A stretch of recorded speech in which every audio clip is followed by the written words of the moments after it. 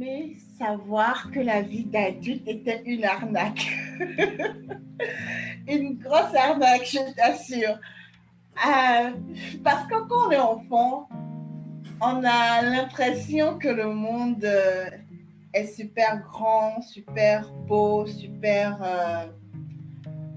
que du positif et que c'est parce qu'on est enfant qu'on n'arrive pas à jouir de tout ça. Alors que la vie d'adulte, personne ne nous dit que ma soeur, ma fille, quand tu deviens adulte, voilà les responsabilités qui vont avec, voilà ceci, voilà cela. Personne ne nous dit ça, alors que franchement, à aucun moment dans la discussion avec ma mère, à aucun moment dans la discussion avec mon père, l'un d'entre eux m'a dit que, ah ma chérie, si tu fais tel choix, voilà les responsabilités qui s'accompagnent.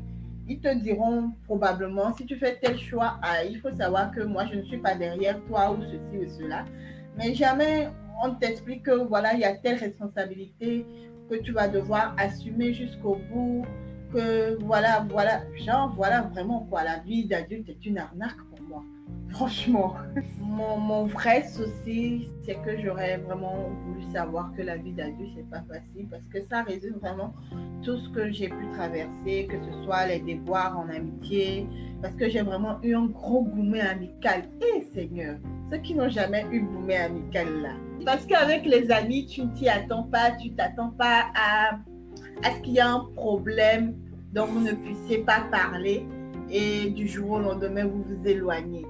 J'ai appris sur le tas ou bien j'ai appris comme ça que les amitiés, c'est pas forcément pour toute la vie. Et c'est l'une des plus grandes leçons.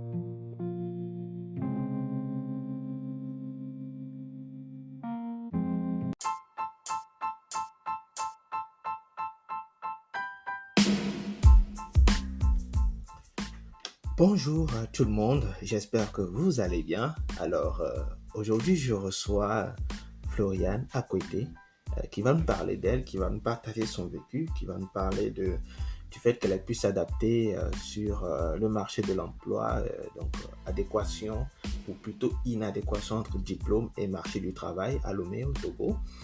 Elle vous parlera également du rôle de son père dans son indépendance aujourd'hui. Elle nous parlera de sa vie sentimentale, une manière de parler, et disons qu'elle nous a décrit un peu les exigences qu'elle recherche chez un homme. Au-delà de ça, on a parlé aussi du chef de famille dans nos sociétés africaines. Donc, bien évidemment, on a abordé le sujet du féminisme, disons dans son entièreté, si on peut le dire ainsi. Donc, je vous laisse écouter tranquillement ce que Floriane nous a partagé dans cet épisode. Restez jusqu'à la fin parce que j'ai une surprise pour vous pour la conclusion. On se dit à tantôt. Vous êtes très bien dans l'émission Ce que j'aurais aimé savoir. Et je suis Edengwe Togo. À tantôt.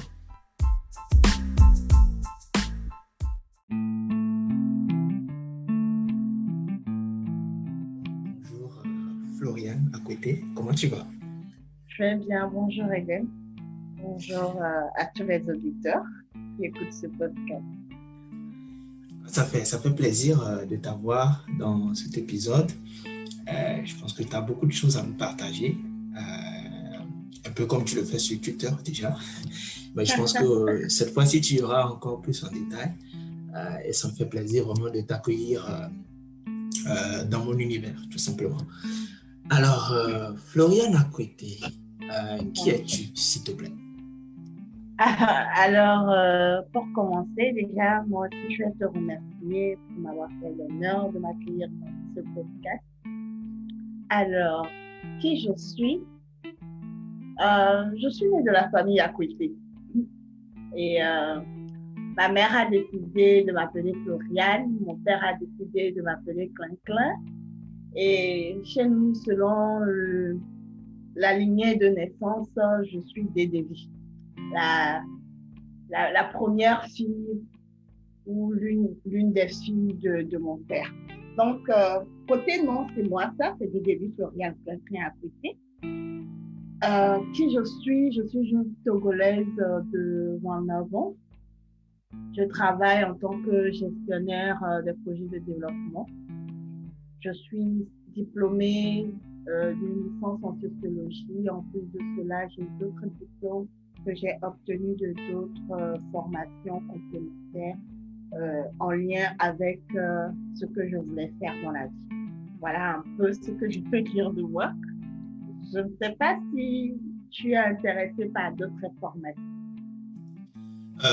Ok, merci beaucoup Floriane pour ta présentation. Donc, si j'ai bien compris, tu as eu un diplôme en psychologie?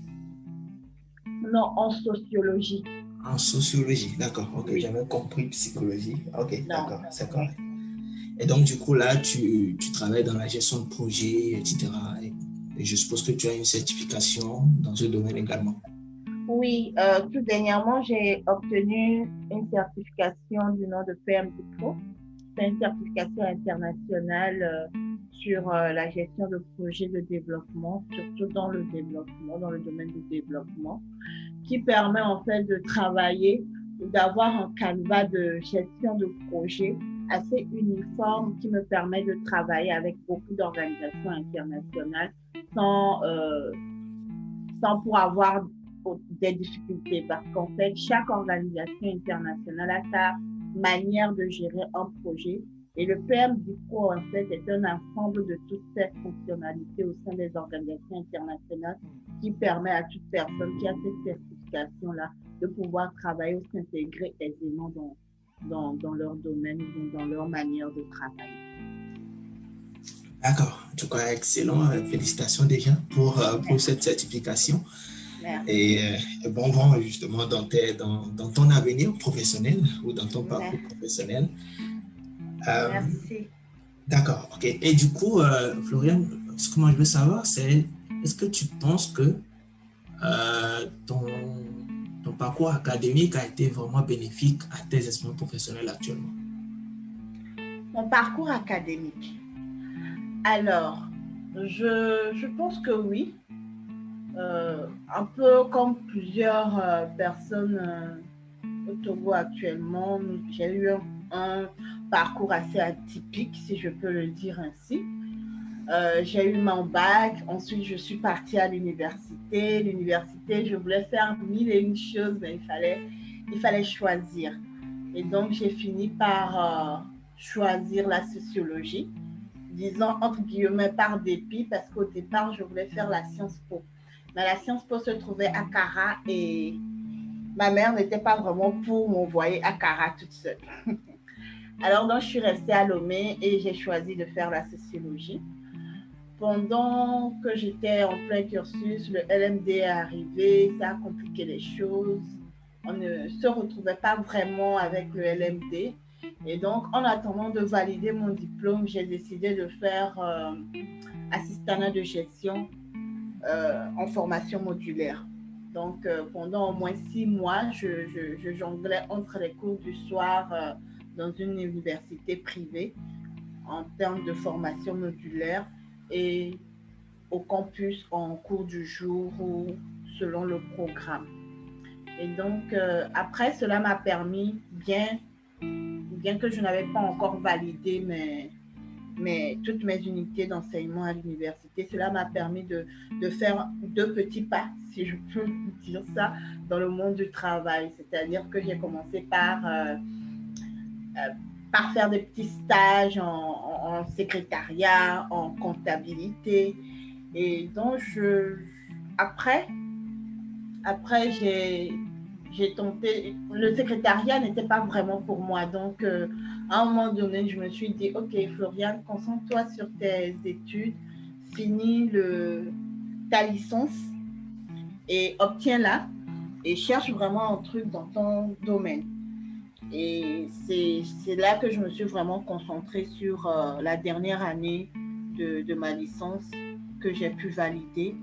Et peu de temps après, j'ai trouvé un stage qui n'avait rien à voir avec mon diplôme également dans un cabinet RH de la place. Et comme j'étais également intéressée par la RH, je me suis dit, tant mieux, j'y vais. Et je suis allée. J'ai fait pratiquement un an et demi dans ce cabinet-là, entre un poste de chargé de centre d'affaires qui était un poste où j'étais une sorte de commercial. Il fallait aller chercher des clients, il fallait faire la promotion de la domiciliation d'entreprise, il fallait faire la promotion d'espaces de travail bien équipés, espaces de coworking.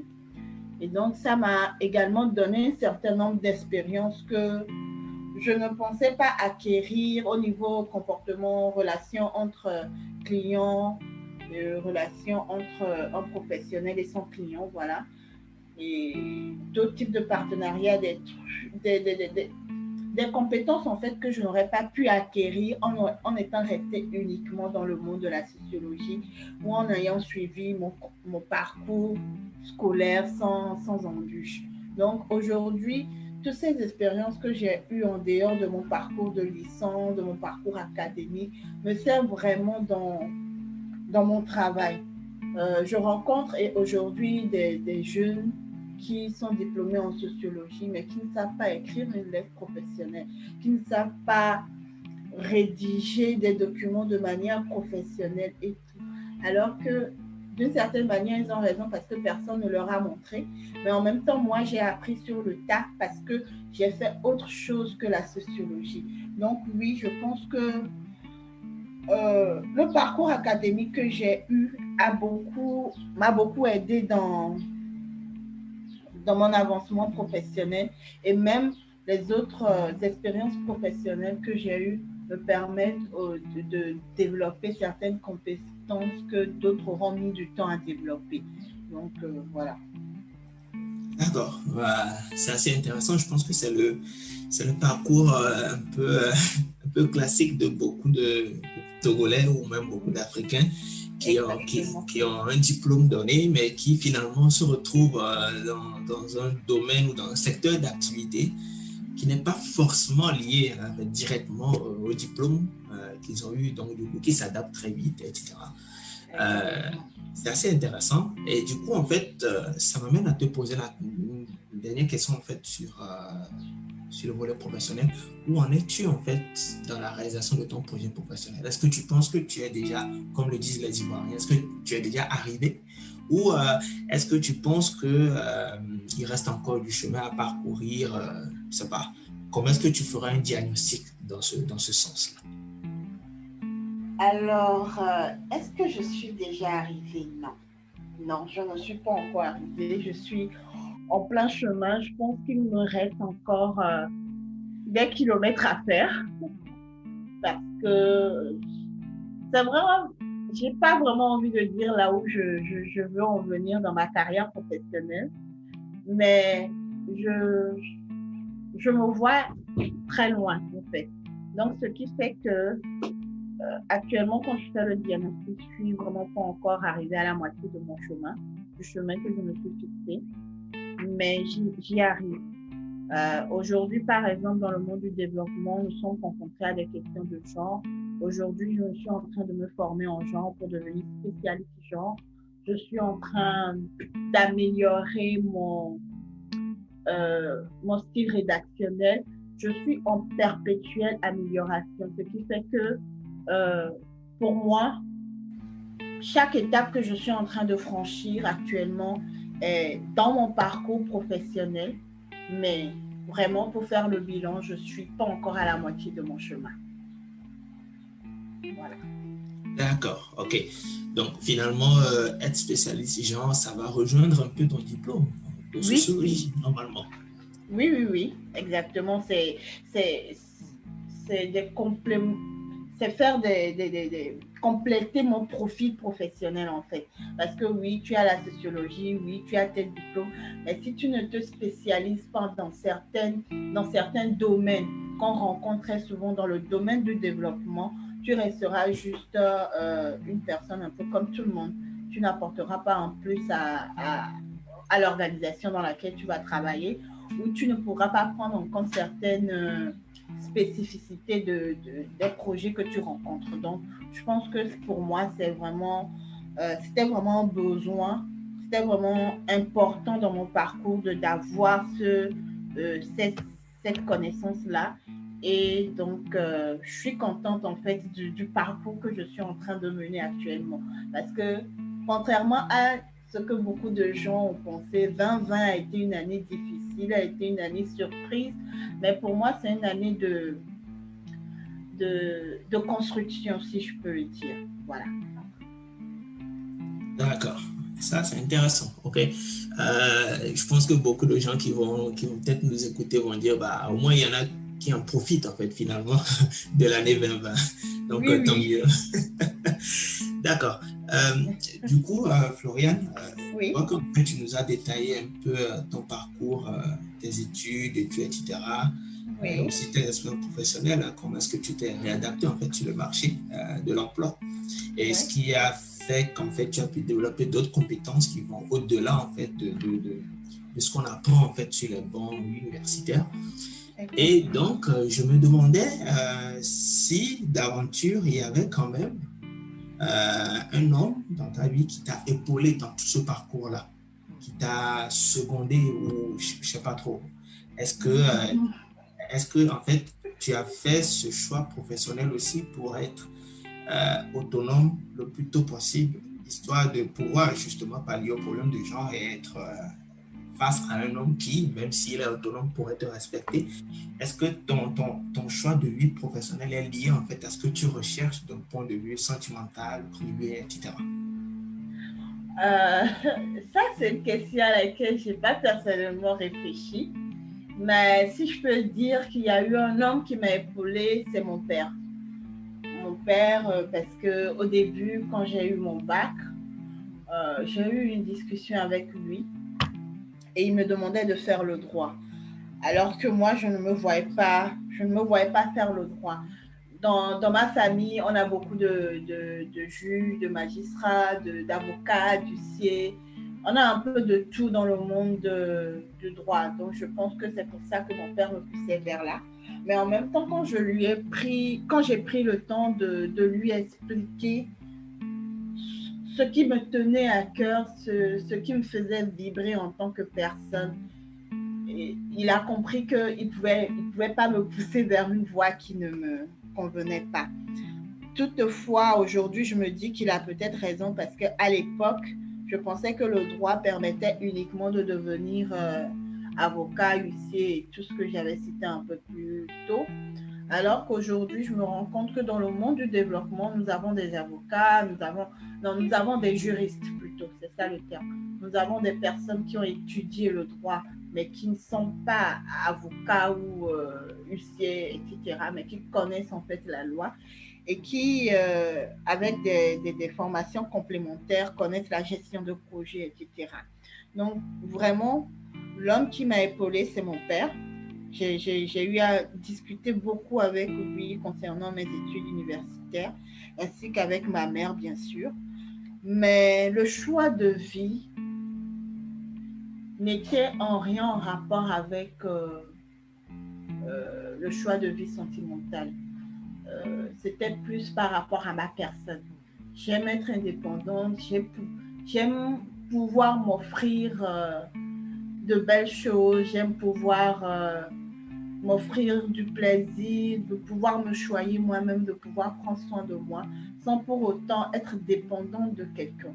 Donc, je pense que vraiment, ma vie professionnelle a été plus guidée par le fait d'être moi, le fait de pouvoir être indépendante, le fait de pouvoir rêver grand, surtout que je rêve d'un poste à l'international.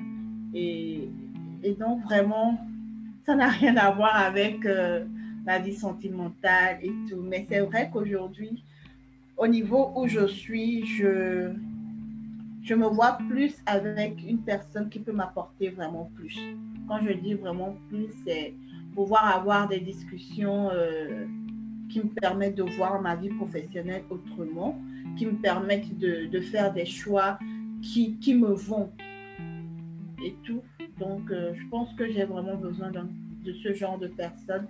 Je ne peux plus me permettre d'être avec, je ne sais pas, c'est pas pour descendre certains hommes et tout, non.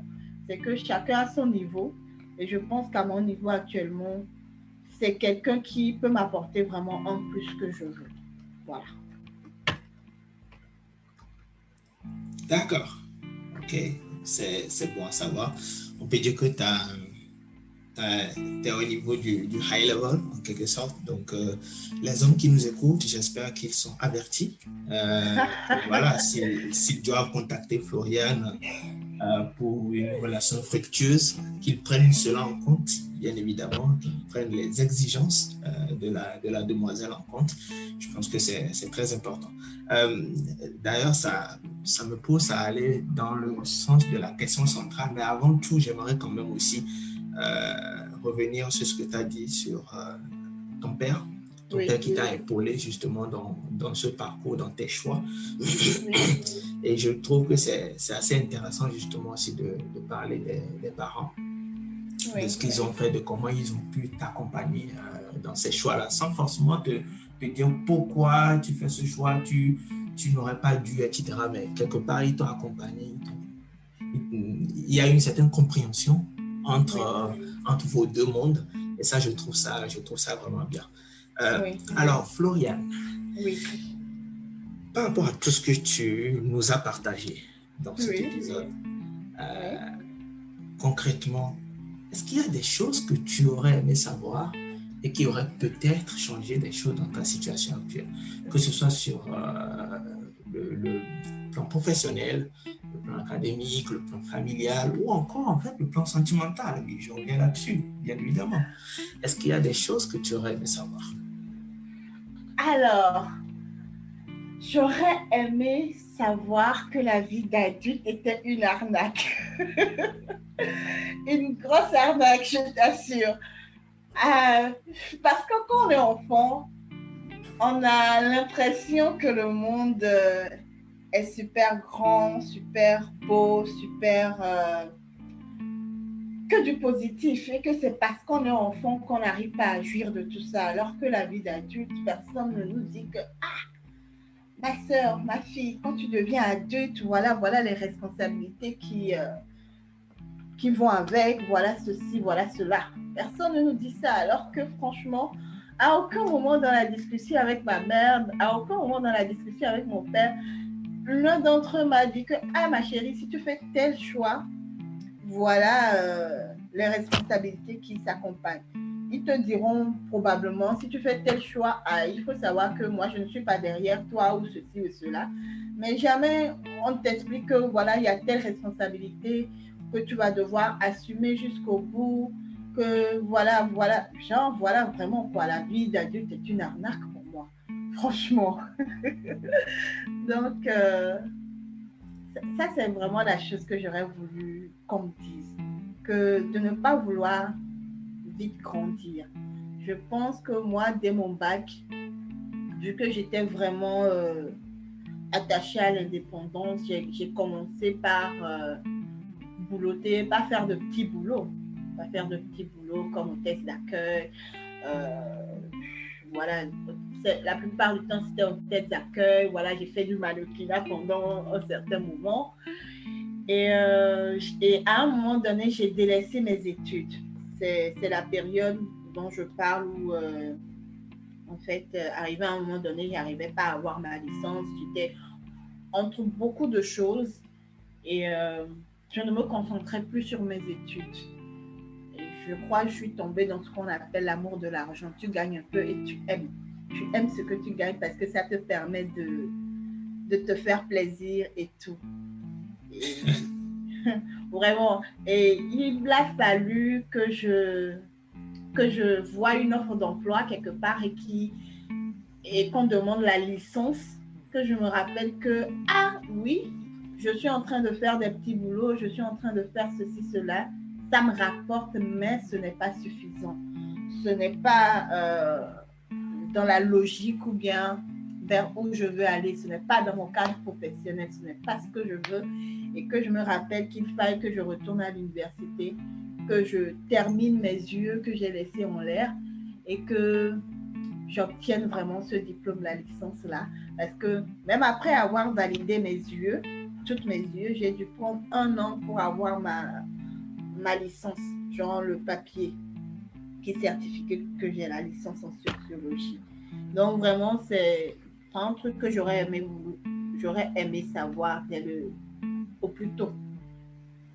D'accord.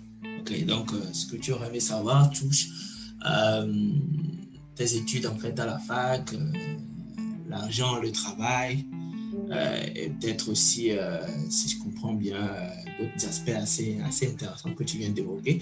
Mais à part ça, est-ce qu'il y a d'autres choses qui peut-être te chiffonnaient ou te chiffonnent et qui peut-être te bloquent un peu dans ton développement personnel à toi? Je sais pas. Non, mais franchement, je pense que mon vrai souci, c'est que j'aurais vraiment voulu savoir que la vie d'adulte, c'est pas facile parce que ça résume vraiment tout ce que j'ai pu traverser, que ce soit les déboires en amitié, parce que j'ai vraiment eu un gros gourmet amical. Eh Seigneur, ceux qui n'ont jamais eu gourmet amical là, il faut dire merci à Dieu. Ça fait Seulement plus amical? mal. Non, un gourmet amical fait plus mal qu'un gourmet amoureux. Ah ben oui, parce qu'avec les amis, tu ne t'y attends pas, tu t'attends pas à ce qu'il y a un problème dont vous ne puissiez pas parler et du jour au lendemain, vous vous éloignez. J'ai appris sur le tas ou bien j'ai appris comme ça que les amitiés, c'est pas forcément pour toute la vie. Et c'est l'une des plus grandes leçons que j'ai appris de la vie et qui m'a vraiment mise à terre. Parce qu'à l'époque, j'avais ma meilleure amie. J'avais une amie que j'appelais ma meilleure amie. On s'est connus depuis le lycée. Et arrivé, je ne sais pas, 6 ans après, la vie a fait qu'on a dû se séparer parce que, voilà, nous n'avions plus les mêmes valeurs à partager. Et ça m'a beaucoup forgé ou blessé. Mais ça n'a pas changé ma personne du fait que j'aime vraiment les gens, j'aime les personnes, je suis sociale. Et donc, ça ne m'empêche pas d'avoir de nouveau des amis, de faire de nouveau confiance. Mais maintenant, je garde à l'esprit que une amitié peut commencer aujourd'hui et peut se terminer demain. Euh, Au niveau sentimental, ah, mais vraiment, les hommes sont... C'est comment on dit encore sur Twitter? Men are trash. Ou bien, vraiment, ça, c'est vraiment... Il faut le prendre avec des pincettes. Je ne dirais pas que je suis une personne parfaite, mais je pense que un couple est un tandem, un couple est une équipe et que malheureusement, c'est au fil des années qu'on apprend à vraiment communiquer en couple. Au début, avec les amourettes de lycée, les amourettes au campus et tout, on n'est pas assez mature, en tout cas pas tous assez matures pour savoir qu'on lâchait prise, savoir qu'on partageait des difficultés, savoir qu'on parlait, quel comportement avoir. Moi, par exemple, en couple, j'étais possessive. Mais maintenant, je m'en fiche carrément. Parce que je me dis que chaque personne sait exactement ce qu'elle vient faire dans la relation. Et qu'il suffit de se mettre d'accord sur un certain nombre de comportements, sur un certain nombre de choses, de valeurs qu'on partage, d'où on va, de ce qu'on veut obtenir et qu'on y aille. Et comme dit une amie, la vie c'est un tour. On vit une fois. Donc, vivre chaque relation comme si c'était la première et la dernière relation qu'on vivra, que ce soit dans le sentimental, que ce soit en relation ou en amitié. Pour moi, c'est maintenant ça. Et côté professionnel, c'est vraiment se donner à fond. Lorsque actuellement, par exemple, je rencontre beaucoup de personnes qui disent « Ah, mais je ne sais pas faire ci, je ne sais pas faire ça. » Et je me demande, mais comment est-ce que tu ne sais pas faire ci? Comment est-ce que tu ne sais pas faire ça? Mais cherche et forcément, tu trouveras quelqu'un qui sait faire ceci, qui sait faire cela. Tu lui demandes, tu t'appliques, tu fais des recherches pour savoir exactement ce que tu ne sais pas faire, apprendre à le faire. Moi, il y a vraiment beaucoup de choses que je sais faire aujourd'hui. C'est parce que j'ai dû approcher une grande sœur, un grand frère, quelqu'un qui est dans le domaine, où j'ai dû chercher sur Internet pour avoir ces informations, pour savoir comment faire débuter d'une certaine manière mais j'y suis arrivée. Même si au début, le résultat n'est pas wow, à force de s'impliquer, de s'appliquer plutôt, on finit par obtenir le résultat qu'on décide et même par s'améliorer. Et donc, je pense que c'est vraiment nécessaire sur tous les plans, toujours chercher à s'améliorer, toujours chercher à donner le meilleur de soi, que ce soit côté professionnel, comme je l'ai dit, que ce soit en amitié ou en amour et même dans les relations familiales. Voilà. D'accord. Ok. Bah, en fait, finalement, je vois qu'en fait, tu reviens sur les relations humaines en Oui, général, oui. en fait, tu aurais voulu savoir un certain nombre de choses sur les relations humaines, en fait, en gros, si je comprends bien. Exact, oui, exactement. Parce que c'est vrai que je suis sociale, mais je pense que c'est mon plus gros problème. Je suis quelqu'un d'hypersensible, je suis quelqu'un qui se laisse affecter ou bien qui est affecté par son environnement immédiat. Si quelqu'un à côté de moi est triste, forcément, je vais le sentir, je vais le prendre sur moi. Et si la personne ne reconnaît pas qu'elle est triste, je deviendrai triste à côté d'elle. Et pour moi, c'est quelque chose que je ne savais pas, que j'ai appris avec le temps et que j'ai dû travailler pour ne pas me laisser affecter également par les émotions d'autrui.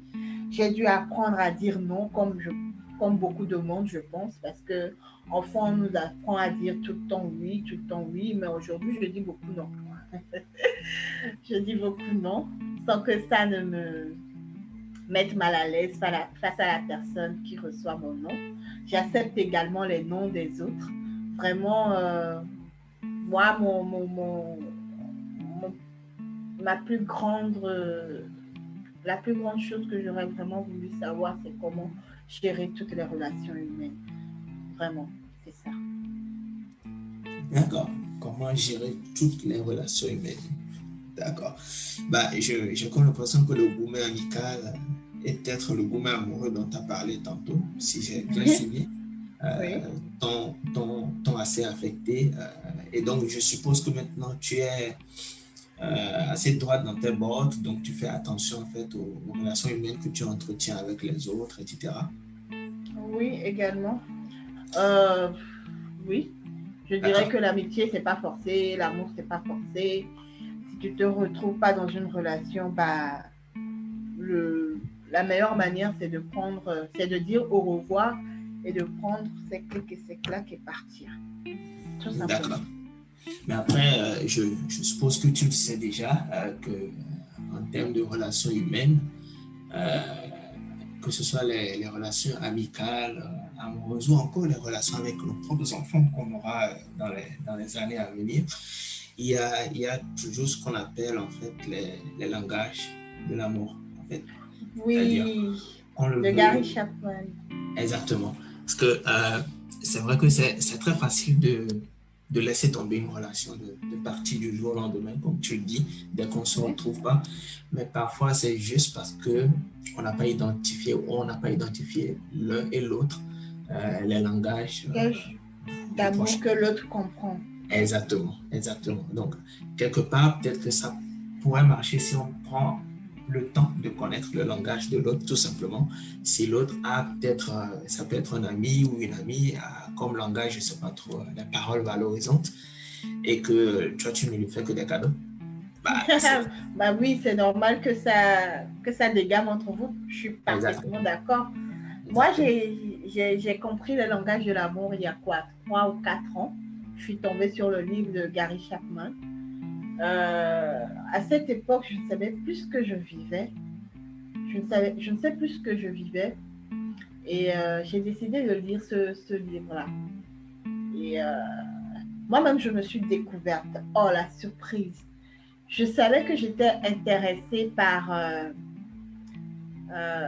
c'est quoi déjà mon langage d'amour le plus parlant? C'est voilà, les moments de qualité. Pour moi, c'est vraiment les moments de qualité. On peut être là des heures durant, ne pas forcément se parler, mais passer un bon moment ensemble. Ne pas avoir une discussion à bâton rompu, mais passer de bons moments ensemble. Et que ça soit en amoureux ou en amitié, pour moi, le langage le plus top, c'est les moments de qualité. Et vraiment, j'ai été, pas vraiment surprise, mais j'ai été agréablement surprise de savoir que c'est le langage qui me parle le plus. Et quand je revois ma vie, en fait, c'est vraiment cela.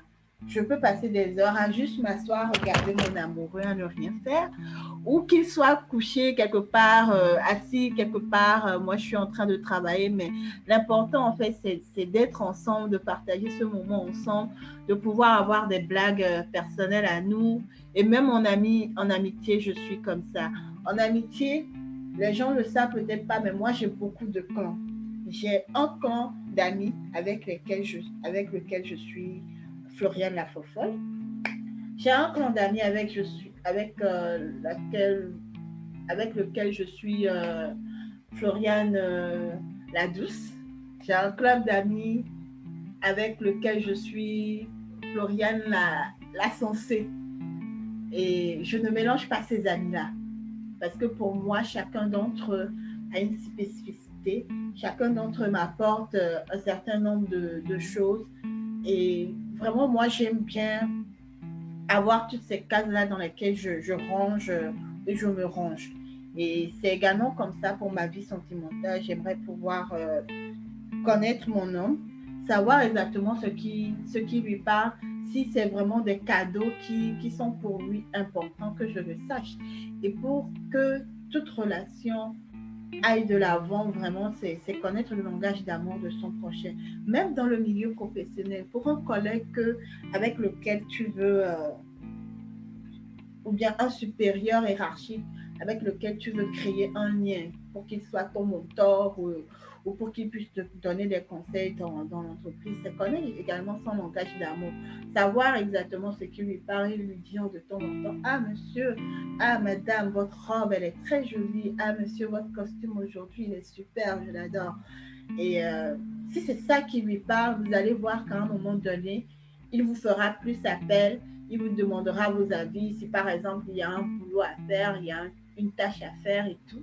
Et si vous avez de bons avis également, il vous fera encore plus appel. Donc c'est vraiment, je pense que c'est vraiment un truc, connaître le langage d'amour de son prochain, c'est vraiment un truc qui aide à tous les niveaux, vraiment, vraiment à tous les niveaux.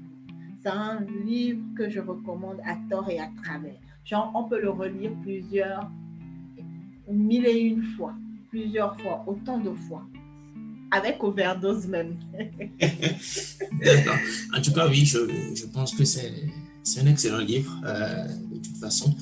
Et tu viens de dire des choses assez intéressantes aussi. Et je pense que ça demande de la patience, tout simplement. Et je me demandais si finalement, est-ce que ce que tu aurais aimé savoir, c'est pas aussi ces langages de l'amour, en fait? Parce que tu dis, en fait, qu'il y a 4 ans seulement que tu as pu découvrir ces langages-là. Est-ce que, vu que tu ne les connaissais pas peut-être avant, peut-être que tu n'as pas pris le temps d'explorer tes relations amicales, amoureuses, etc. Et peut-être que ça aurait pu marcher si tu connaissais justement ces aspects de langage de l'amour. Question à $1000. Vraiment, je ne sais pas. Je pense que, d'une certaine manière, je pense que ma vie suit le cours qu'il doit suivre. Donc, je me dis que il y a 4 ans que j'aurais dû découvrir ce livre-là et que je l'ai découvert. Pas plus tôt, pas plus tard. Et donc, si je l'avais connu un peu plus tôt, est-ce que ça aurait changé certaines choses? Non. Non, je ne crois pas. Franchement, je ne crois pas. Surtout quand je prends mes plus gros gourmets. Non, je ne pense pas. Non, je ne pense pas. Ok, d'accord. Là, tu as parlé tantôt, on va aller sur peut-être un aspect un peu différent, mais toujours justement sur ce que tu as abordé. Oui. Tu as parlé tantôt de l'important d'avoir aussi, de cultiver ces langages dans le milieu professionnel. Oui. En revanche, est-ce qu'il ne faut pas le faire avec tact? Je le dis parce que, supposons que tu es une femme, justement, voilà, t'es dans le milieu professionnel, d'accord? Et que tu as identifié qu'il y a peut-être un collègue direct qui travaille aussi dans la gestion de projet, donc qui a son bureau pas très loin du tien, et dont le langage et les paroles valorisantes, ou peut-être les cadeaux, je dis n'importe quoi. Oui. En tant que femme, c'est clair que si tu dois lui faire des compliments sur son habillement ou lui faire des cadeaux de temps en temps, etc., il faudrait que ça soit fait avec tact parce que il pourrait croire en fait que tu voudrais justement une relation amoureuse, par exemple. D'accord? Et vice-versa. Pour nous, les hommes, c'est encore pire, en fait, de toute façon, dans le milieu professionnel. Tout d'un coup, on te parle d'harcèlement, alors qu'en fait, peut-être que tu as identifié que ta collègue aime les compliments, ou peut-être que ta collègue aime les cadeaux, ou j'en sais rien. Et que de temps en temps, tu fais des gestes parce que tu as remarqué peut-être qu'au début de votre relation professionnelle, c'était pas très rose, et que tu voulais, en fait, arranger les choses. Et du jour au lendemain, en fait, ça pourrait devenir un autre problème hors du milieu professionnel, finalement. Est-ce que tu penses que est-ce que c'est le genre de choses qui t'est déjà arrivé, par exemple? Alors, est-ce que je me suis retrouvée dans une situation bizarre en milieu professionnel? Non, du tout. Non, je ne me rappelle d'aucune situation bizarre, que ce soit venant de moi ou venant d'un collègue. Ah, mais si! Ah oui, mais du coup, si! Un souvenir. Je me rappelle, j'ai travaillé pendant un certain moment dans un cabinet, un centre d'appel. En fait, c'était un monsieur qui montait son entreprise et qui m'avait donné pour mission en ce moment-là de passer des appels pour retenir des rendez-vous qui lui permettront d'aller voir, de prospecter les potentiels clients. Et alors, ce monsieur est disons, je le considérais comme un gentil monsieur. Et de temps en temps à midi, je ne suis pas la seule au bureau, je suis avec deux autres collègues, deux autres femmes également, c'est lui le seul monsieur de l'entreprise. Et je pense parfois il nous invitait à déjeuner, il nous rapportait à manger. Et comme j'étais celle, à part l'assistante de direction, j'étais celle qui était son second. Et donc parfois je sortais également avec lui pour aller déjeuner, pour aller à des rendez-vous professionnels et tout. Et je me rappelle qu'à un moment donné, une de nos discussions avait été assez bizarre, je crois. Oui, je pourrais dire bizarre, ou qui était tendancieuse pour moi. Genre, dans ma tête, je me disais, mais ouais, genre, pourquoi il me pose ces questions-là? Il a commencé en fait par me poser des questions sur ma vie personnelle et tout. Et pour moi, c'était dérangeant. Je lui répondais à demi-mot. Et après cet épisode-là, ce n'est que quelque temps après, il a commencé par m'appeler assez tardivement. Même quand on quittait le bureau, et parfois tu as son appel à 21h, 22h, tu te dis c'est ton boss, tu vas décrocher, tu discutes et là il te dit non, qu'il y a un rendez-vous, est-ce que tu peux te libérer à 21h, 22h, il passe te prendre et tout. Et moi, vraiment, à cette époque-là, je n'étais pas consciente des dangers, des agressions qu'une femme pouvait subir. Franchement, je n'étais pas consciente de ça.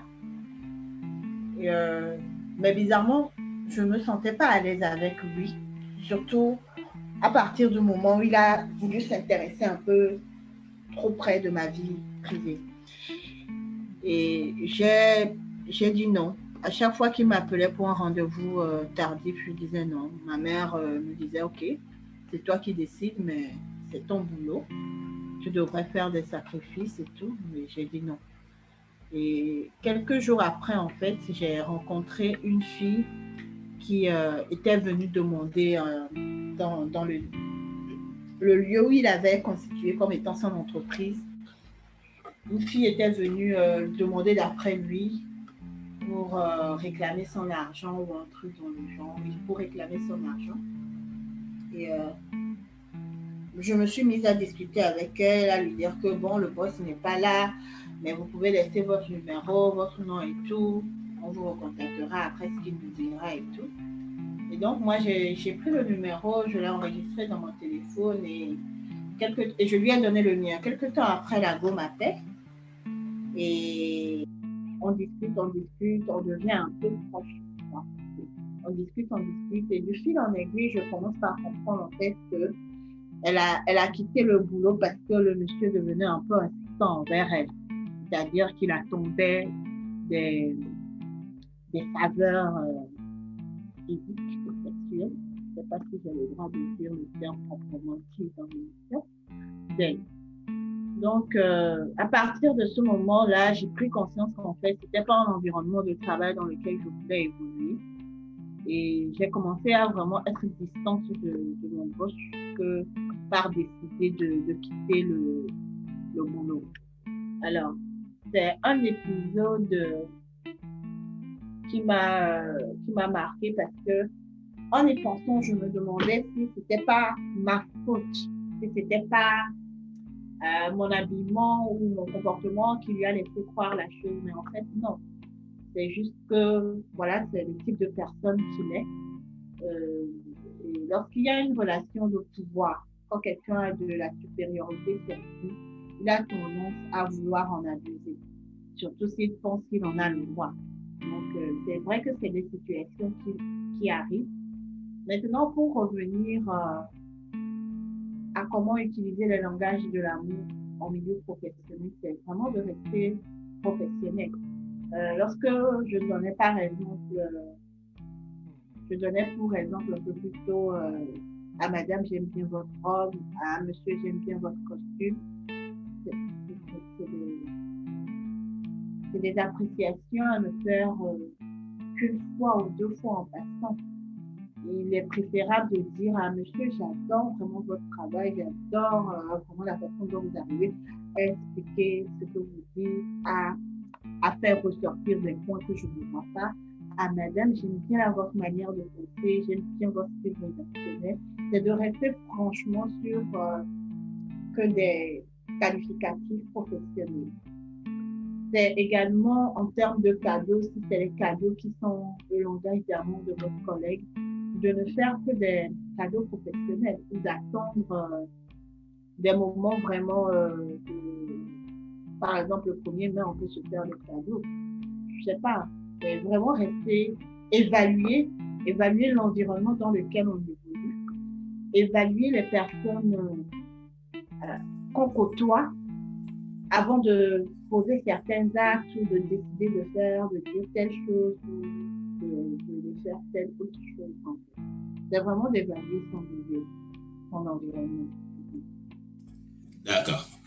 Ok, oui, je pense que c'est assez clair pour ceux qui nous écoutent, qui ont compris qu'il faut faire attention aussi sur le plan professionnel, même s'il faut être gentil, courtois et tout, il faut quand même mettre des limites assez tôt lorsqu'on remarque que ça va dans tous les sens. C'est aussi valable pour les hommes, bien évidemment, parce que parfois un homme peut être très gentil et justement, la collègue peut penser qu'en fait que l'homme est en train de faire des avances alors que ça ne va pas du tout le cas. Ouais. Je pense que c'est assez utile. Oui, vas-y. Et lorsqu'on a la possibilité de mettre les choses au clair, de dire carrément à son collègue ou à sa collègue que non, je n'attends rien de toi, je le fais juste parce que je te considère ou bien je considère ton travail, d'être clair, d'être franc et de faire carte sur table avec son collègue ou sa collègue pour dire que non, il n'y a pas d'intention cachée derrière. Et que si vraiment ça dérange, que tu arrêtes, ainsi de suite. Je pense que c'est aussi ça. Est-ce que le monde professionnel, c'est quand même une jungle? Quelqu'un peut vite raconter des faussetés sur toi juste pour pouvoir profiter d'un avancement ou bien pour se faire remarquer dans le boulot. On en connaît tous, on connaît tous un collègue ou une collègue qui en fait de trop ou qui n'hésite pas à jeter les autres en pâture. Donc, c'est juste vraiment de connaître vraiment ses collègues avant de s'avancer vers eux Et quand il y a des doutes, de mettre vraiment les choses au clair, de bien faire les cases, en fait, quoi. Que chacun reste dans son domaine. D'accord, ok. En tout cas, merci beaucoup pour ce partage, pour cette anecdote que tu as partagée avec nous, justement, sur tes expériences. Et donc, je reviens rapidement, en fait, sur le fait que tu veux te spécialiser, en fait, en question de genre. Et je pense que ça m'amène, en fait, à te poser une question, en fait, parce que nous tendons vers la fin de l'épisode. Oui. Et en fait, je voulais savoir concrètement comment toi tu définirais le féminisme, comment tu te positionnes par rapport à ce combat, par exemple, vu justement que tu vas peut-être travailler dans ce type de domaine spécifiquement. Je suppose que tu y travailles déjà puisque les projets de développement touchent justement parfois aussi le genre. Donc, j'aimerais savoir en fait si tu as 2-3 minutes à nous consacrer par rapport à ça concrètement. Qu'est-ce que tu peux nous dire par rapport au féminisme? Bien sûr, je suis féministe. Pour commencer, je suis féministe. Parce que pour moi, le féminisme aujourd'hui est une nécessité. Et beaucoup de personnes, comment on dit, ramifient le féminisme au féminin. C'est des féministes qui sont vraiment, comment dire ça, entre guillemets, agressives, que beaucoup de gens qualifient d'agressives parce qu'elles n'hésitent pas à crier, à se mettre nu au nom de l'égalité homme-femme. Mais ce qu'il faut retenir, c'est que le féminisme est un mouvement social. Quand on dit un mouvement social, c'est un mouvement qui ne résume pas à un groupe de personnes, à un groupe d'indépendantistes ou à un certain groupe de personnes ou de pays. C'est un mouvement social, c'est un mouvement qui s'étend dans la société. Et quand on parle de société, en fait, c'est vraiment toutes les couches sociales et tous les types, que ce soit en Europe, en Asie, en Amérique, en Afrique, en Océanie. C'est un mouvement qui est vraiment...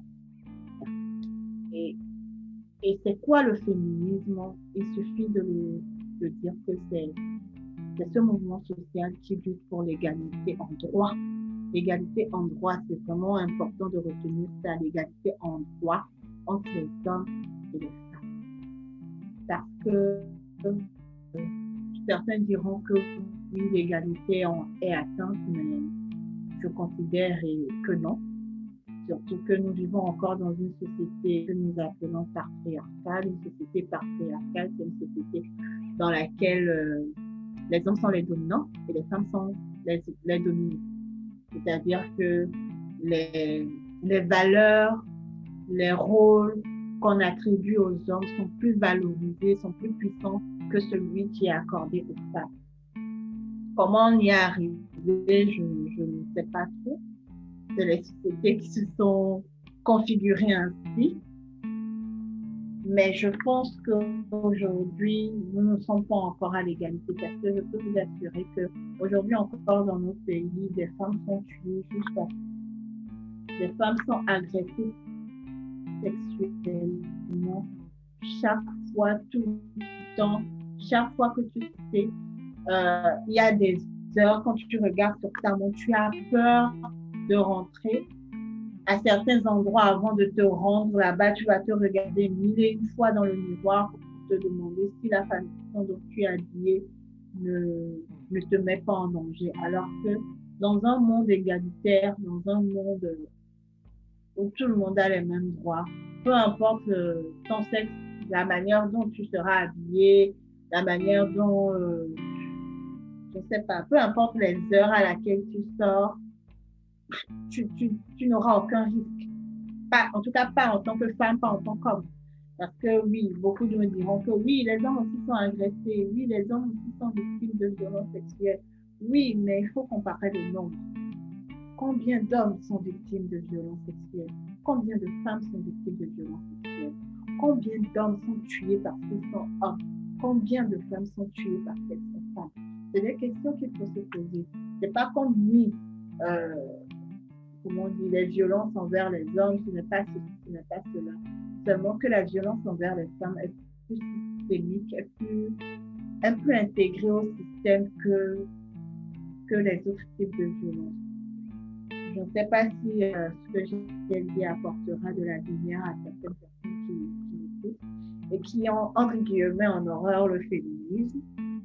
Mais ce que je peux ajouter, c'est que, en tout cas, les féministes sont des êtres humains. Nous pouvons faire des erreurs par rapport à notre manière d'interagir, à nos propos, soit que nous avons la science infuse ou comment le monde devrait devenir.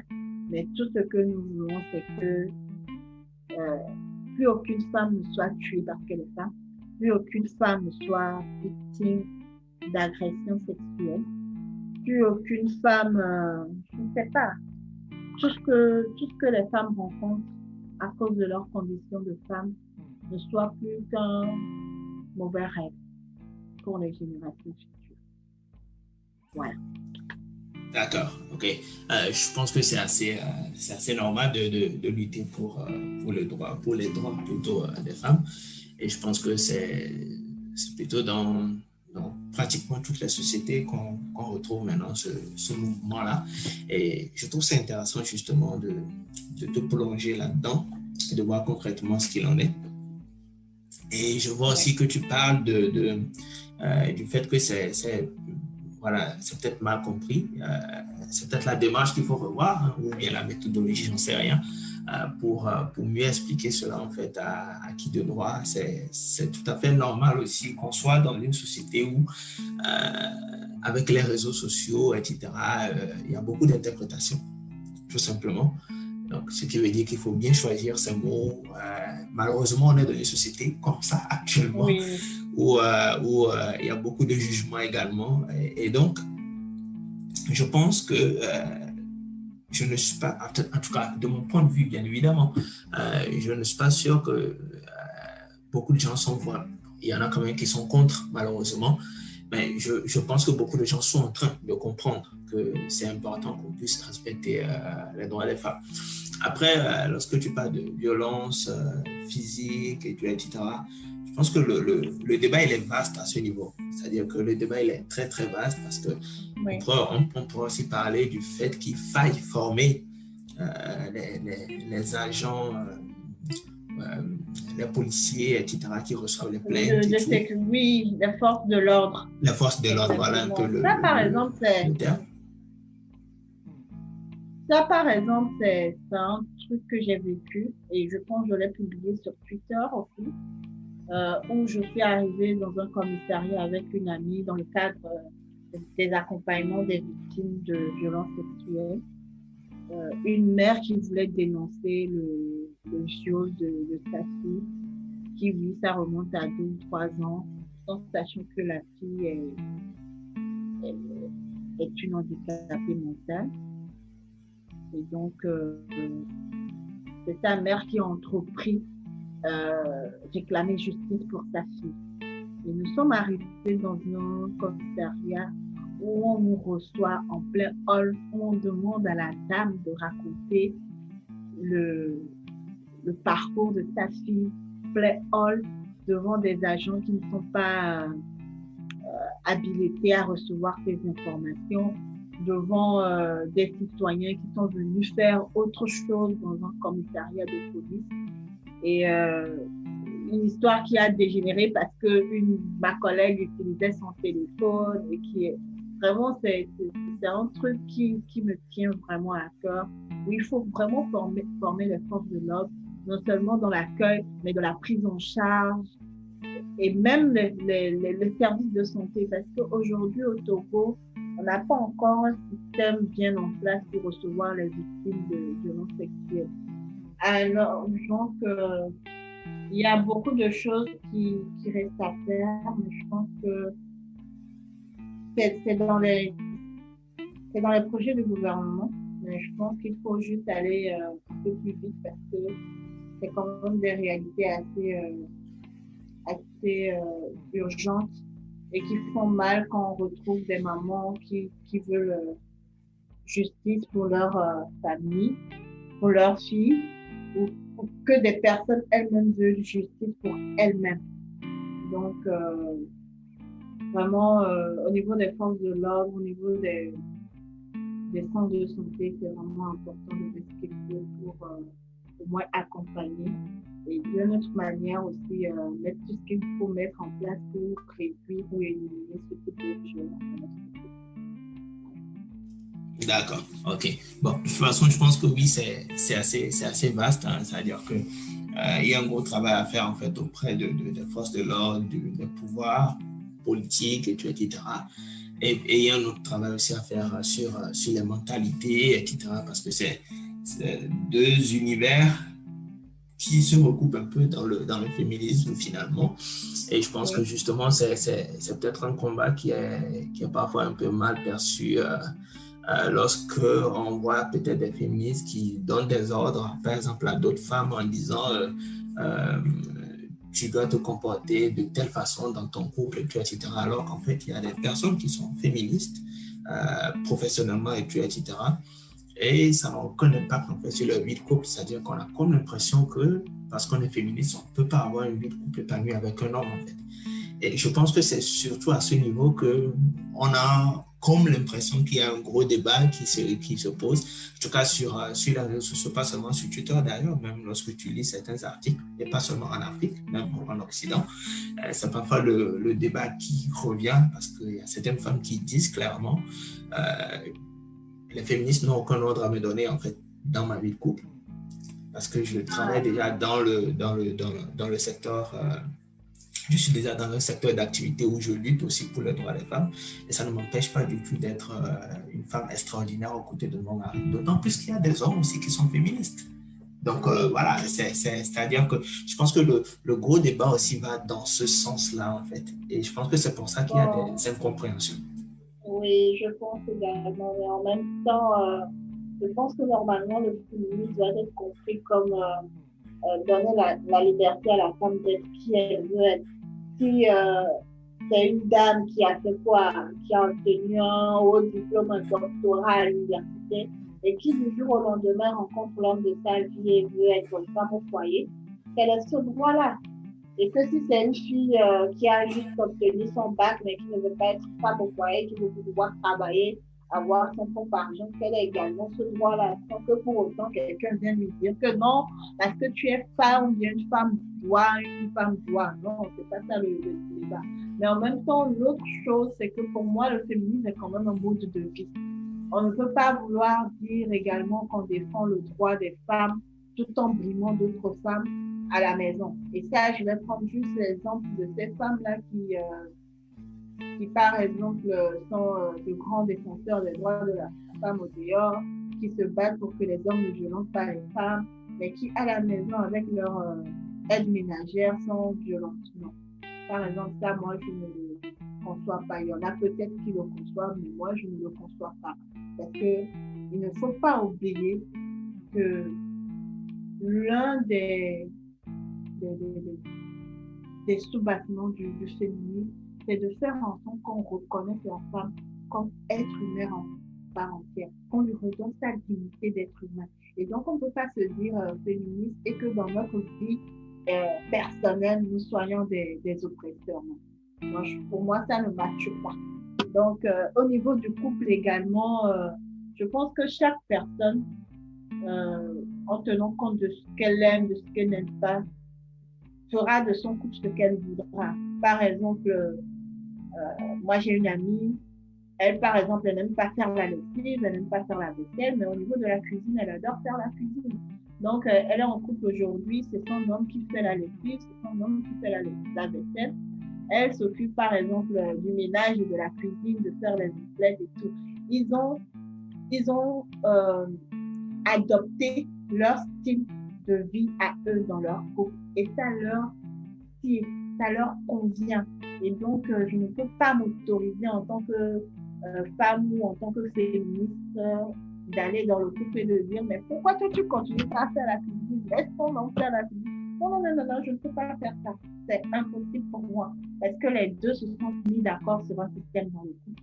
Tant que ça leur convient à tous les deux, tant que ça n'oppresse pas l'un ou l'autre, moi je me dis c'est bon. Donc, franchement, c'est donner la liberté d'être qui on veut être en couple et même dans la vie professionnelle, mais tout en restant en accord avec tout ce principe-là de dignité humaine et du respect de l'opinion de tous. D'accord. D'ailleurs, j'en profite pour terminer justement ce petit débat sur le féminisme, qui est un livre, Oui. Ce que j'aurais aimé savoir avant de me marier, justement de Gary Chapman, qui parle justement du partage des tâches dans le couple. Oui. Donc, ça n'a rien à voir avec, comme tu l'as dit, avec, c'est pas forcément lié au féminisme, mais c'est juste qu'il faut se comprendre en couple et justement partager les tâches conformément à comment vous fonctionnez. Donc, ça n'a rien à voir avec le fait que l'homme ne respecte pas la femme ou que la femme ne respecte pas l'homme, etc. D'accord. Exactement. En tout cas, merci beaucoup pour ton avis là-dessus. Aller vers la question du podcast que j'ai initié justement dans l'émission depuis un moment, Florian. Et moi, je voulais savoir ce que tu penses du fait d'avoir deux capitaines dans un bateau. Lorsqu'on parle de la vie de couple, lorsqu'on parle d'un homme et d'une femme, justement, lorsqu'on parle du féminisme également. Donc, tu vois, lorsqu'on mélange tout cela et qu'on parle du fait d'avoir deux capitaines dans un bateau. Pourquoi je pose la question? Parce qu'il y a un certain nombre de personnes qui pensent que le chef de famille ne devrait plus être traditionnellement l'homme et qu'il faut juste un partage et tout, etc. Mais est-ce que tu es vraiment d'accord avec ça? Qu'est-ce que tu peux nous dire par rapport à ça? Quelle est ton opinion sur le fait d'avoir deux capitaines dans un bateau? Est-ce que c'est possible d'ailleurs d'avoir deux capitaines dans un bateau lorsqu'on parle d'une vie de couple, même s'il y a le féminisme, bien évidemment? Qu'est-ce que tu en penses? Par rapport à la question de podcast, je pense que dans un couple où l'on ne devrait pas considérer le mariage comme un bateau, c'est vrai que la phrase de laquelle c'est tiré, c'est-à-dire il ne peut y avoir deux capitaines dans un bateau, est une assertion qu'on utilise très souvent pour parler du couple, pour expliquer en fait qu'il ne peut pas avoir de chef de famille dans les couples. Et ce à quoi je ne suis pas pour. Parce que pour moi, un chef de famille, c'est d'abord un chef. C'est celui qui commence, c'est celui qui prend les décisions de manière unilatérale. Où la relation est une relation verticale. Où il donne des ordres et les autres exécutent. Alors que la famille, c'est plus... déjà, même le couple, c'est plus une alliance, une équipe. Et dans une équipe ou dans une alliance, les deux personnes qui prennent l'alliance, il n'y a pas de supérieur, inférieur. Chacun apporte ce qu'il a apporté. Chacun joue un rôle bien particulier. Tous les deux ne jouent pas le même rôle, mais chacun a son rôle bien particulier et personne n'a de l'ascendance sur l'autre. Et je considère que dans un couple, c'est comme ça que ça doit marcher.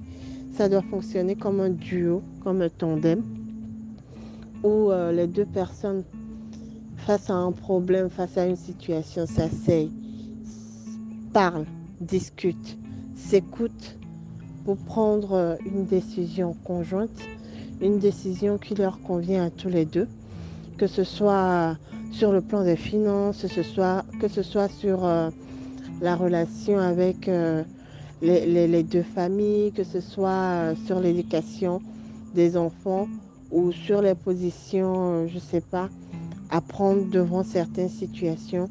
Il doit y avoir une discussion en amont et une décision qui convient à tous les deux. Alors que lorsqu'on me parle de chef, moi je vois plus cette personne qui donne des ordres, qui dirige, qui ne discute pas forcément ou écoute la position de l'autre, mais c'est sa décision qui est la finale. C'est-à-dire que En tant que chef de famille, je peux très bien écouter mon conjoint ou ma conjointe, mais de toute façon, ma position ou ce que je veux faire prime par rapport à la position de l'autre. Et je ne considère pas que ce soit comme ça. De plus, je pense que laisser le rôle de chef de famille qu'on attribue très souvent à l'homme est un plus pour l'homme dans le sens où ça lui permet en fait de se départir d'un fardeau. Parce que donner la chefferie à quelqu'un dans un couple, c'est à lui qu'incombe la survie de ce couple, c'est à lui qu'incombe la survie de cette famille, du mariage.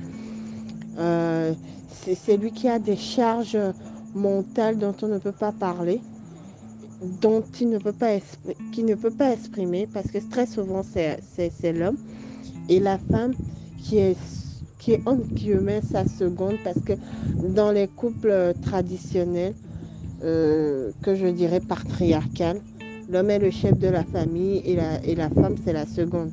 On peut très bien dire que c'est la mère, c'est celle qui prend soin et tout, mais au final c'est toujours la seconde. C'est-à-dire c'est pas à elle de prendre les décisions finales pour la famille.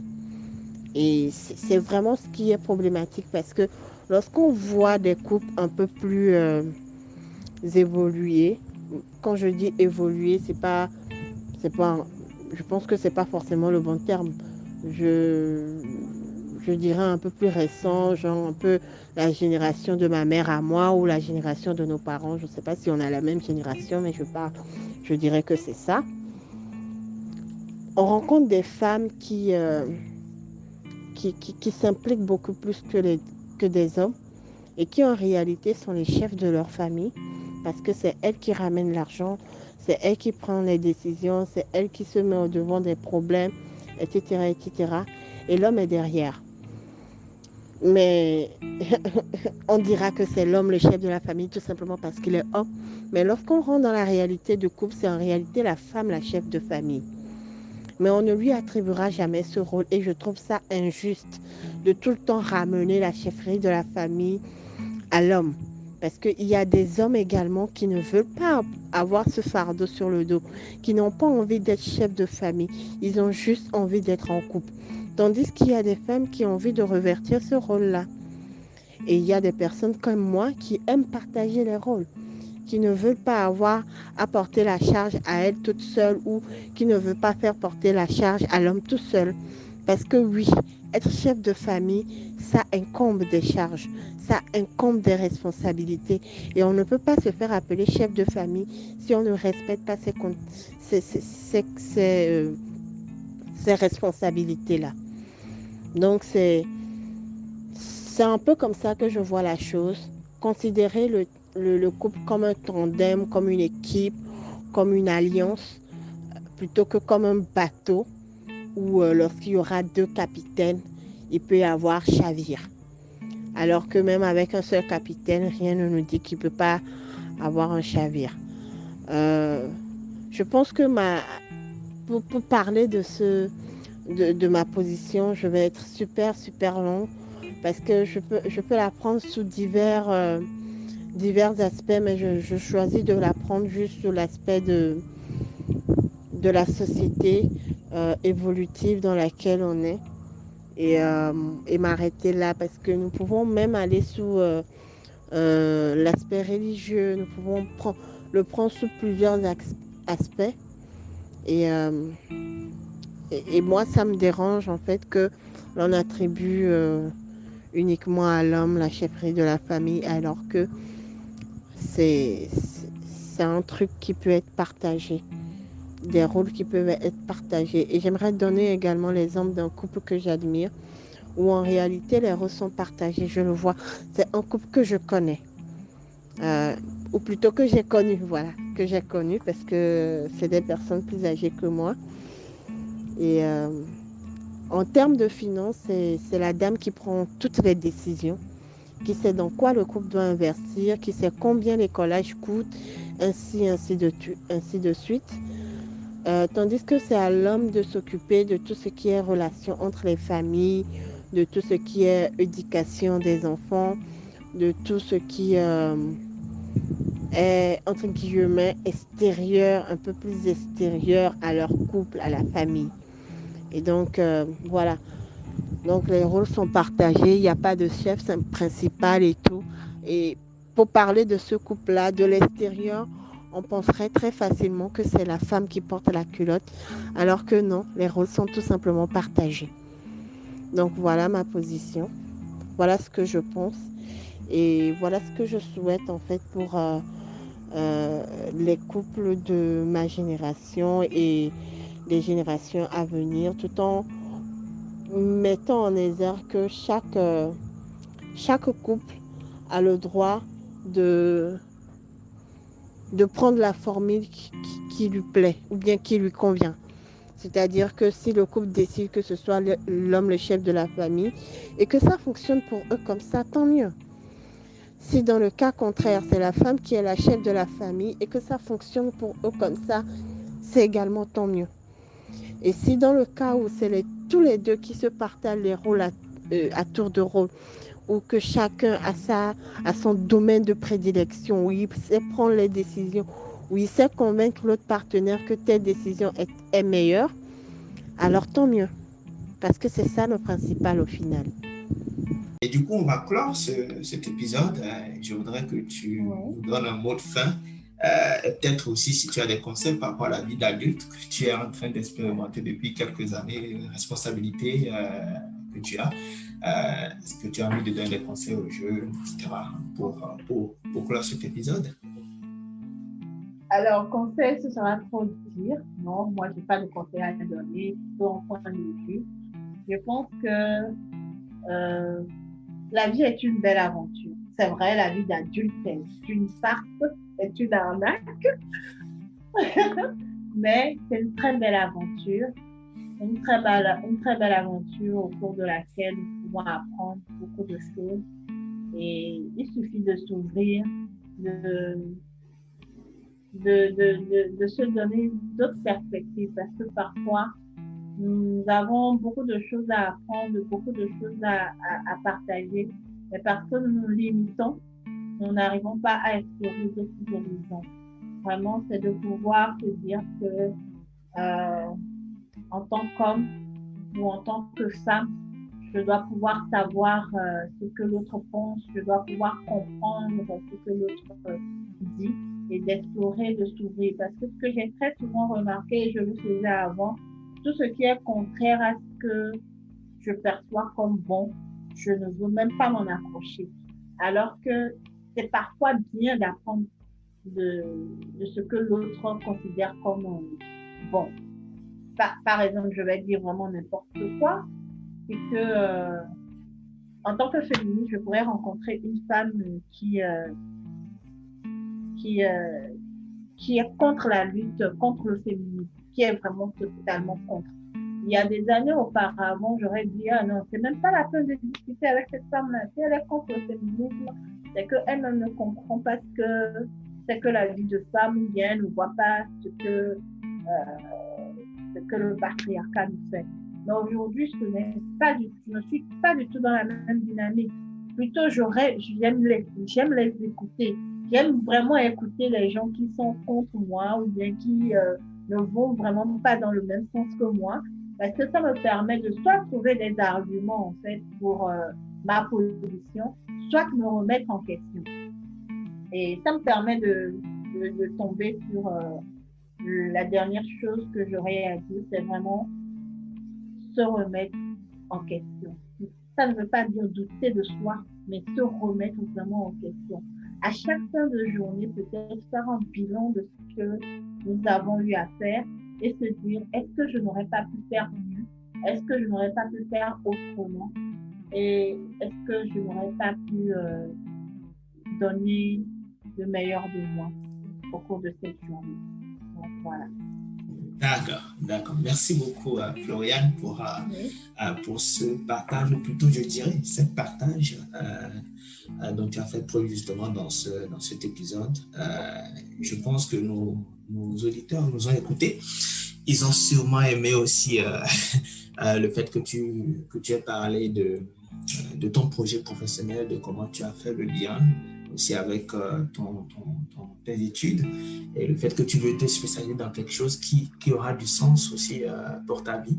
Et merci aussi d'avoir partagé ton opinion sur le féminisme, sur le combat pour les femmes, tout simplement.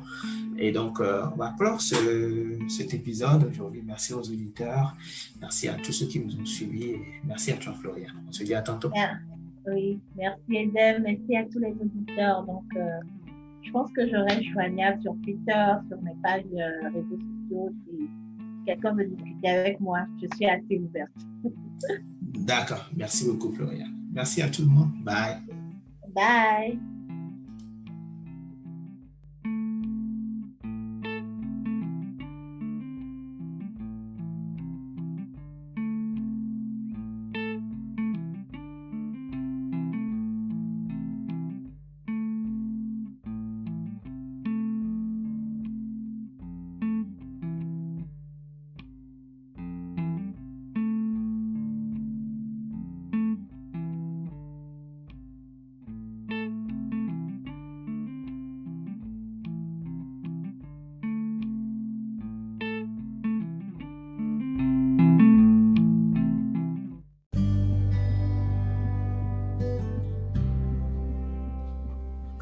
Salut tout le monde, salut toi, j'espère que tu as aimé en fait ce partage de Florian pour l'épisode 10 de l'émission Ce que j'aurais aimé savoir.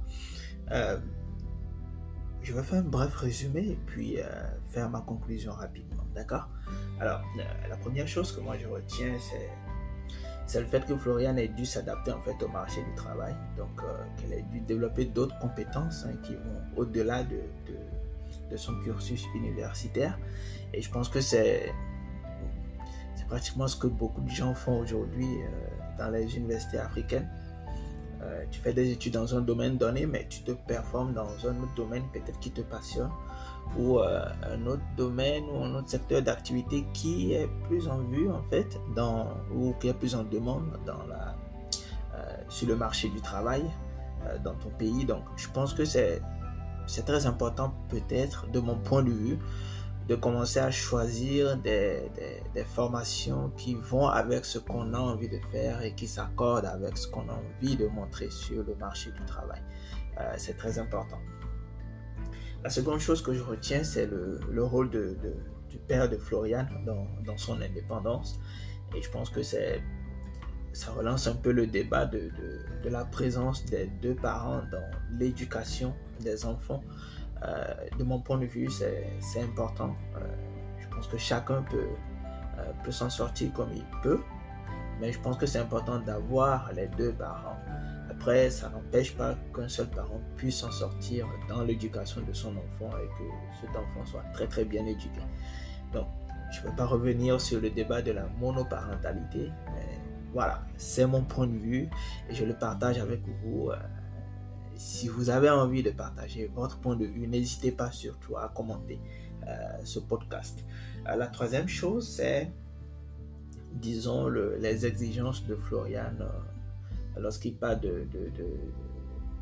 du fait qu'il soit à la recherche peut-être d'une personne avec qui partager sa vie, et puis, etc. Et donc, quelque part, on se dit, voilà, plus une femme est diplômée, plus ses exigences changent, ou plus elle vit certaines expériences, plus ses exigences changent. Et c'est tout à fait normal. Je pense que c'est la même chose aussi avec les hommes. Et je pense que c'est à nous de savoir ce qu'on veut, en fait. Tu vois un peu ce que je veux dire? C'est très important. Il y a quelque chose que Florian a dit concernant les relations humaines, et je trouve que c'est très important lorsqu'elle dit qu'en fait le gourmet des relations amicales, ça fait plus mal que le gourmet des relations amoureuses. C'est pas vraiment faux, dans la mesure où lorsqu'on tient vraiment à une personne qui est notre amie depuis 10, 20 ans, ça fait mal en fait de perdre cette personne-là. Ce que moi je vais dire en fait, pas seulement à Florian, mais à tous ceux qui m'écoutent, c'est qu'il y a 3 types d'amitié en fait. Les amitiés utiles.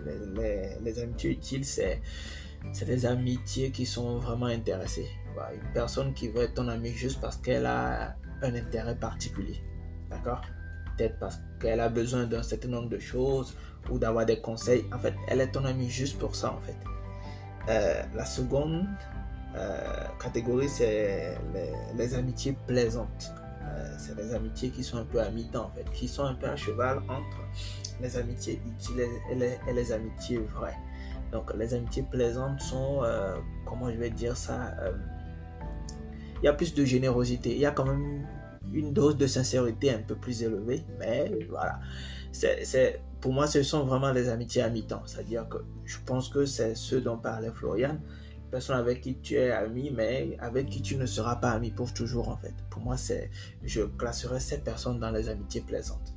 Et enfin, il y a les amitiés vraies, des personnes avec qui on est amis depuis pas mal d'années, avec qui on chemine, qui ne nous jalousent pas pour tout et n'importe quoi, avec qui on peut discuter de tout, vraiment de tous les sujets, sans tabou, sans jugement. Et je pense que c'est très important de dissocier toutes ces catégories d'amitié et d'essayer de se retrouver quelque part. Ce que j'aimerais aussi ajouter, Florian a dit qu'on a l'impression que tous les hommes sont un peu des salauds, en quelque sorte. All men are trash. Alors, j'aimerais préciser que tous les hommes ne sont pas ainsi. Déjà, ça c'est la première des choses. Et c'est pour ça que j'étais revenu justement sur le rôle des langages de l'amour. Parce que on ne fait pas attention à ça, en fait. Et parfois, on peut perdre un homme juste parce qu'on n'a pas su comprendre son langage de l'amour. Il y a différents types de langage de l'amour. Je vous le récite rapidement. Et vous retrouvez ces langages-là bien détaillés dans le livre de Gary Chapman, Les 5 langages de l'amour. Alors, il y a les paroles valorisantes en premier lieu, d'accord? Ensuite, il y a les cadeaux, les services rendus, les moments de qualité et le toucher physique.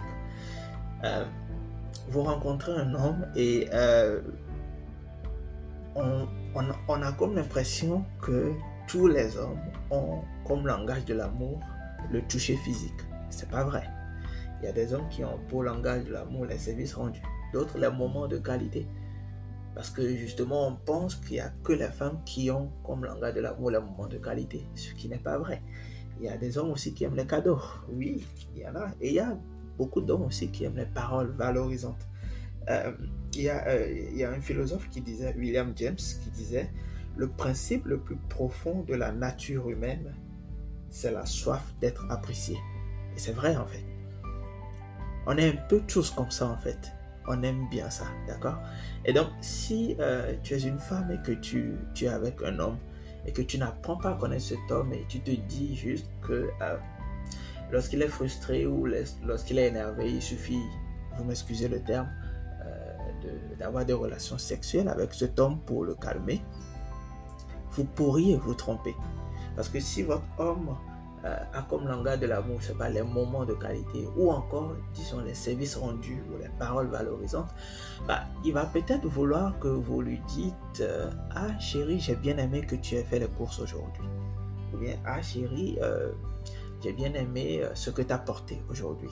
Tu vois, juste ça, en fait, ça pourrait changer beaucoup de choses. Et c'est peut-être ça qu'il recherche auprès d'une femme, en fait. Donc, il est important de connaître l'autre parce que c'est la base, en fait. On revient toujours sur le langage de l'amour. Donc, tous les hommes ne sont pas des salauds. Il y a des hommes qui sont, oui, compliqués, je suis tout à fait d'accord. Mais il y a des hommes aussi qui veulent juste qu'on apprenne à les connaître. C'est tout aussi simple que ça. J'espère avoir aidé sur ce coup. Ce que je retiens également, c'est qu'il est important de se remettre en cause dans tout type de relation. Je pense que Florian l'a quand même fait lorsqu'elle parlait d'elle-même et lorsqu'elle partageait son vécu. Je pense qu'il est important de se remettre en cause, d'identifier ses propres erreurs, ses propres difficultés, des choses en fait qui font qu'on n'arrive peut-être pas à aller au bout des résultats. C'est très important. Attention au milieu professionnel lorsqu'on veut appliquer les langages de l'amour. On en a parlé un peu. Je pense que les hommes aussi bien que les femmes doivent faire attention à ça. Ce n'est pas parce que votre collègue, vous êtes un homme par exemple et votre collègue aime les cadeaux, en fait c'est son langage de l'amour, que vous allez lui offrir des cadeaux tout le temps.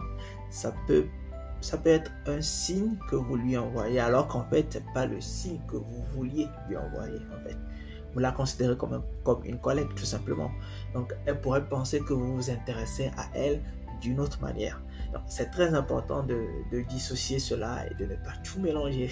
Ce que vous faites avec votre conjointe, avec votre petite amie, avec votre fiancé, avec votre femme, etc., ou avec votre mari, ne doit pas en fait être appliqué scrupuleusement dans la vie professionnelle, parce que ça peut créer justement des malentendus et des incompréhensions et de gros quiproquos en fait qui pourraient vous retomber dessus. C'est très important. Ce que je voudrais ajouter également, c'est qu'on a parlé du féminisme. Je pense qu'il est important de faire attention à la définition du féminisme. Parce que je pense que beaucoup de gens se méprennent un tout petit peu, puisque les réalités sont différentes. Les réalités en Occident ne sont pas les mêmes en Afrique. Et encore, quand on parle d'Afrique, on parle du continent. Donc, les réalités sont différentes de région africaine à une autre, de pays à une autre, etc. Donc, il est important de faire attention. Au début, on avait le féminisme émancipateur. C'était ce féminisme qui défendait les droits des femmes, que les droits des femmes, en fait. Tu vois, avec le temps, on est vers, en fait, disons qu'on est en train de tendre vers le néo-féminisme. Je pense que ça existe déjà, hein, lorsqu'on entend certaines femmes parler. Le néo-féminisme, en fait, c'est ce féminisme qui est orienté vers l'égalité des résultats. Alors que le féminisme émancipateur était orienté vers l'égalité des droits en droit, tout simplement. Ouais. Et honnêtement, moi je parlerais d'équité au lieu d'égalité, parce que justement le néo-féminisme insiste sur le mot égalité. Pour le néo-féminisme, en fait, on a comme l'impression que ce mouvement nie la diversité des individus et s'ingère dans les choix personnels. Et ça, je trouve que c'est dangereux, en fait, lorsqu'on s'ingère dans le choix ou dans les choix des individus, parce que nous sommes différents. Une femme ne peut pas être exactement comme un homme sur plusieurs points, d'accord? Là, je ne parle pas du milieu professionnel, etc. Je suis d'accord qu'il y a des choses qu'il faut corriger, qu'il y a des mentalités qui doivent changer, que certaines injustices doivent s'arrêter. Mais je ne suis pas sûr qu'en fait, le fait de s'attaquer aux hommes ou de s'ingérer dans les choix personnels de certaines femmes ou des couples, etc., est la chose la plus judicieuse à faire. On peut éduquer autrement, on peut faire passer le message autrement. Et je pense qu'il faut juste une certaine équité dans la manière de traiter les hommes et les femmes, justement. Sinon, on risque de renverser la vapeur et finalement, ça va être compliqué de rétablir l'équilibre. Et je dis cela parce que tout ce que nous recevons comme éducation, nous le transmettons en fait à nos enfants. Si on continue peut-être à dire que tous les hommes ne sont pas dignes de confiance, etc., et qu'on transmet cela à nos enfants vont se dire que, ah oui, moi j'ai vu maman dire clairement que les hommes ne sont pas dignes de confiance, donc je ne ferai confiance à un homme, je ne ferai confiance à aucun homme. Ou j'ai entendu papa dire que toutes les femmes ne sont pas sérieuses, donc je ne ferai confiance à aucune femme. En fait, c'est très important de créer cet équilibre-là, en fait, dans la vie de couple. Et je pense qu'on peut être tout à fait féministe et être, je sais pas trop, une bonne personne dans sa vie de couple et ne pas laisser tout cela, bouleverser sa vie de couple ou bouleverser ses choix personnels. Donc, moi, ce que je peux dire, c'est de faire attention au néo-féminisme qui me paraît assez radical et qui me paraît pas vraiment une bonne chose, de mon point de vue, bien évidemment. J'aimerais aussi revenir sur la question de podcast. Est-ce qu'on peut avoir deux capitaines dans un bateau lorsqu'on parle d'une vie de couple, avec justement l'intrusion du féminisme dans les conceptions, etc. Je pense, selon moi, que la question, c'est une question piège que j'ai posée, d'accord?